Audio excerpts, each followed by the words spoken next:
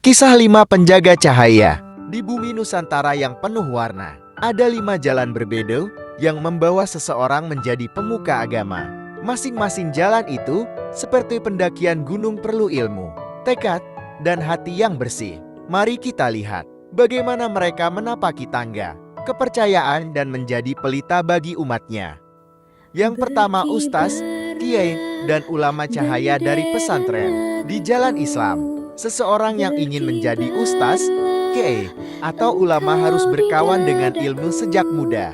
Mereka masuk ke pesantren, mempelajari kitab kuning, menghafal ayat-ayat suci, dan berdiskusi siang malam. Namun tak cukup hanya pintar, mereka juga harus mengajar, berdakwah, dan menginspirasi. Hingga suatu hari, masyarakat atau organisasi besar seperti NU atau MOI pun memberi pengakuan. Ilmu tanpa amal ibarat pohon tak berbuah, kata Kiai Hasan sambil tersenyum di serambi pesantrennya. Kedua, pendeta penjaga jemaat yang setia.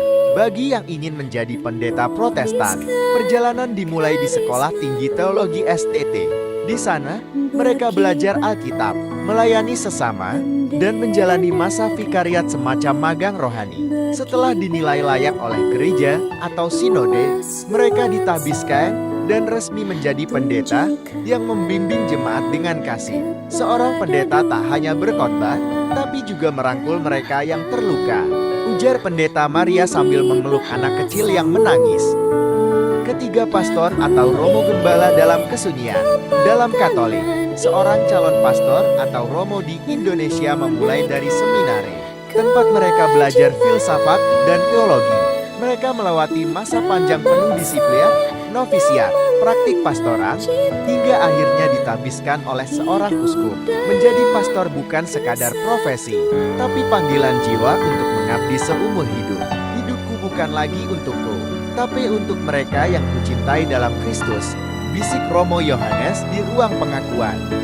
Keempat, pandita atau sulinggi penjaga dharma dan alam. Di jalan Hindu, menjadi pandita atau sulinggi tidak hanya butuh pengetahuan, tapi juga kesucian jiwa. Mereka belajar kitab Weda, hidup dengan disiplin spiritual, lalu menjalani upacara suci yang disebut Diksha, dituntun oleh sulinggi senior. Setelah itu, mereka menjadi penjaga ajaran dan pemimpin upacara keagamaan. Dihormati karena keteladanannya, yang suci bukan hanya kata-kata, tapi juga pikiran dan tindakan, ujar Pandita Giri di bawah pohon beringin.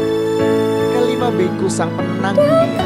Untuk menjadi biku, seseorang harus lebih dulu menjadi samanera calon biku.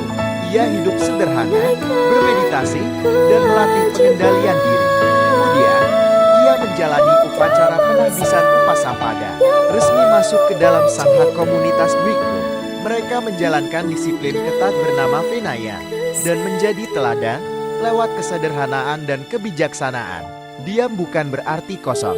Diam adalah jalan menuju damai, ucap Biku Santi sambil duduk di tepi danau. 5 jalan, 5 tradisi, tapi satu tujuan, membawa cahaya, harapan, dan kasih kepada sesama. Mereka bukan hanya pemimpin agama, tapi penjaga nilai-nilai luhur, penuntun moral, dan sahabat bagi mereka yang mencari arah.